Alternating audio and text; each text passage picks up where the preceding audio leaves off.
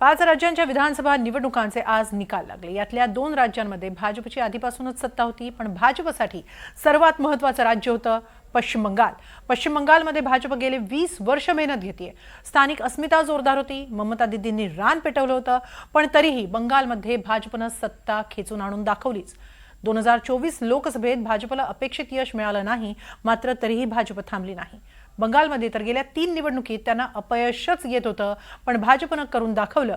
भाजपची रणनीती काय असते, भाजप कशा प्रकारे काम करतं, पाहूया यावरचा हा स्पेशल रिपोर्ट।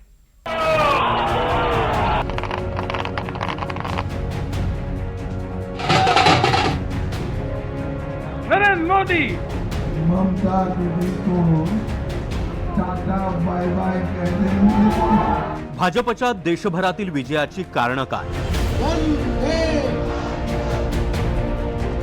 20 वर्षांची मेहनत, 2026 ला एक हाती सत्ता।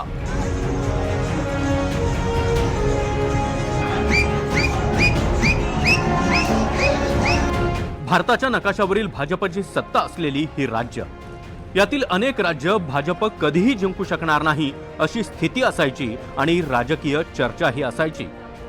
त्याची कारणं असायची स्थानिक अस्मिता, स्थानिक नेतृत्व, कमी असलेली कार्यकर्त्यांची फौज।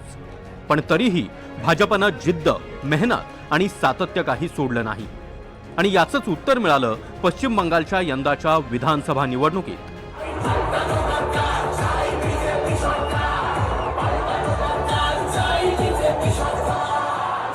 2011च्या विधानसभा निवडणुकीत भाजपला भोपळाही फोडता आला नाही। 2016च्या विधानसभा निवडणुकीत भाजपला 3 जागा मिळाल्या। 2021च्या विधानसभा निवडणुकीत भाजप 3 जागांवरून थेट 77 जागांपर्यंत पोहोचली, आणि यंदाच्या निवडणुकीत तर भाजप थेट 190च्या पार पोहोचली आहे।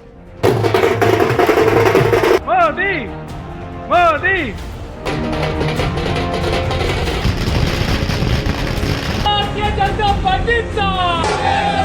मतावर त्यांची सुरुवात झाली आणि त्याच्यानंतर मग ती मतं 10% गेली। मागच्या निवडणुकीमध्ये ते 30% पोहोचले, आणि या निवडणुकीमध्ये ते जवळपास 45% पोहोचले।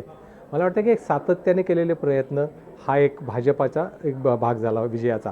दुसरा भाग होता की ममता बॅनर्जी यांच्या 15 वर्षाच्या राजवटीच्या विरुद्ध नाही म्हटलं तरी काही प्रमाणात अँटी इन्कम्बन्सी होती। दुसरे होतं की डेमोग्राफिक चेंजेस झालेले, कारण SIRमुळे जवळपास पश्चिम बंगालमधल्या 90 लाख मतदारांची नावं वगळली गेली। नावं वगळली गेली म्हणजे काय, सगळे मतदार हयात होते आणि वगळली गेली असं नाही आहे, तर त्यातल्या 23 लाख लोकांचे परत अर्ज आले की आमची नावं चुकीन वगळली गेली। याचाच अर्थ जवळपास 65 लाख मतं ही अस्तित्वात नव्हती किंवा त्यांनी तक्रार पण केलेली नाही। मतदार याद्या अद्ययावत झाल्या, या सगळ्या गोष्टींचा फायदा झाला। भाजपच्या विजयाचा स्ट्राईक रेट हा गेल्या 2 वर्षात महत्त्वाचा ठरला आहे। लोकसभा निवडणुकीत भाजपनं 400 पारचा नारा दिला, पण हे स्वप्न पूर्ण करता आलं नाही। पण त्यानंतर भाजपनं मेहनत घेतली आणि विजयाची घौडदौड सुरू केली। 2024 नंतर झालेल्या प्रत्येक विधानसभा निवडणुकीत भाजपनं किमया करून दाखवली आहे। ओडिशामध्ये 2024च्या विधानसभा निवडणुकीत 147 पैकी 78 जागा जिंकत पहिल्यांदा सत्ता स्थापन केली। ऑक्टोबर 2024 मध्ये हरियाणा विधानसभा निवडणुकीत 90 पैकी 48 जागा जिंकत तिसऱ्यांदा सत्ता स्थापन केली। नोव्हेंबर 2024 मध्ये महाराष्ट्र विधानसभा निवडणुकीत एकट्या भाजपनं 132 जागा जिंकत महायुतीची सत्ता आणली। जून 2024 मध्ये आंध्र प्रदेशात TDP आणि जनसेनेसोबत सरकार बनवलं। जून 2024 मध्ये अरुणाचल प्रदेशमध्ये 60 पैकी 46 जागा जिंकत दुसऱ्यांदा सरकार बनवलं। 2025 मध्ये दिल्लीत भाजप 70 पैकी 48 जागांवर जिंकली आणि 27 वर्षांनंतर भाजपची सत्ता आली। नाही, एक निश्चित आहे की ज्या राज्यामध्ये आपल्याला स्वबळावर सत्तेचा सोपान गाठणं शक्य नाही हे लक्षात आलं, तिकडे त्यांनी मित्र पक्ष गोळा केले। त्याचबरोबर निवडून येण्याची ज्यांची क्षमता आहे अशा लोकांना जवळ केलं। आता ते जवळ करण्यासाठी कोणते मार्ग वापरले वगैरे याच्याबाबत दुमत होऊ शकेल, परंतु एक निश्चित आहे की असे टार्गेटेड प्रत्येक कॉन्स्टिट्युएन्सी वाईज भाजपाच्या यशाचं कायम एक रहस्य राहिलं आहे, ते म्हणजे मायक्रो मॅनेजमेंट, प्रत्येक मतदारसंघनिहाय त्यांची आखणी।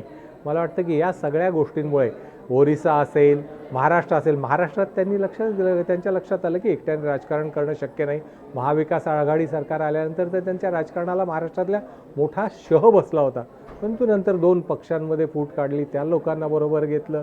प्रत्येक ठिकाणी त्यांनी बेरजेचं राजकारण करत मला वाटतं की ते आपले यशाच्या सोपान ते गाठत गेलेले. राजकीय विश्लेषकांच्या मते भाजप निवडणूक जिंकण्यासाठी फक्त कार्यकर्त्यांवर अवलंबून राहत नाही, तर ग्रासरूट लेवलला म्हणजे बूथ पातळीवर स्ट्रक्चर मजबूत करण्यावर भाजपचा फोकस असतो.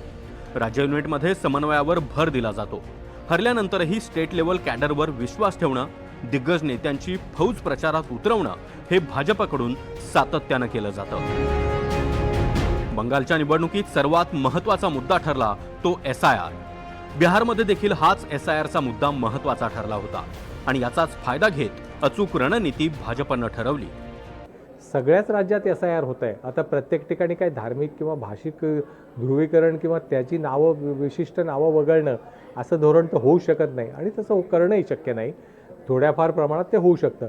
एक निश्चित आहे की मतदार याद्या अद्ययावत झाल्यानंतर आपला जो मतदार आहे त्याच्यावर अधिक कॉन्सन्ट्रेशन करणं भाजपाला शक्य होतं आणि SIRचा निश्चितपणे त्यांना फायदा बिहारमध्ये झाला, आत्ता बंगालमध्ये झाला आणि पुढच्या अन्य राज्यामध्ये निश्चितपणे त्याचा त्यांना फायदा होईल असं दिसतंय. भाजप वर्षातील 365 दिवस 24 तास राजकारण करतं असं म्हटलं जातं. भाजपचा कमबॅक हा एका निवडणुकीपुरता मर्यादित नाही, तो दीर्घकालीन रणनीतीचा परिणाम आहे. आणि SIR ही फक्त प्रशासकीय प्रक्रिया नाही, तर राजकीय गणित बदलणारा घटक ठरू शकतो. आणि बंगाल याच बदलाचं मोठं उदाहरण ठरलं आहे. Bureau report, NDTV Marathi.